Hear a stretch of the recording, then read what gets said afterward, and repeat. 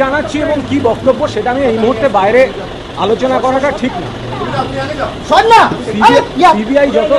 CBI যখন শুনছেন বিষয়টা, যতটা সম্ভব বলার একটা সুযোগ হচ্ছে, এবং তারা সুদীপ্ত সেনের সঙ্গে আমার মুখোমুখি বসিয়েছেন, ফলে আমি এই মুহূর্তে বাইরে কোনো মন্তব্য করতে চাই না।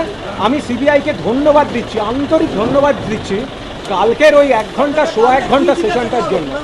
আমি যে মানি মার্কেটে আদৌ জড়িত ছিলাম না, তাকে যে আমি মিডিয়া ব্যবসায় নামাইনি বা মিডিয়ায় যে এত লস হচ্ছে সেগুলো আমি সতর্ক করেছি, আমার কর্তব্য করেছি, এগুলো সব প্রতিফলিত হয়েছে। এই বিষয়ে আমি বাইরে কোনো কথা এই মুহূর্তে আমি বলতে চাই।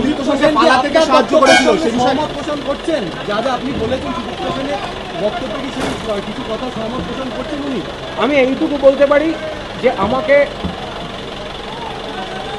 জেলে যখন দেখা হয়েছিল উনি যে কথাগুলো বলেছিলেন, আর বাইরে পুলিশের সামনে যেগুলো বলতেন বা আমি বিভিন্ন জায়গায় যা দেখতাম, কিন্তু জেলে যা বলেছিলেন আমি কিন্তু কালকে দেখেছি উনি সেগুলোই বলছেন।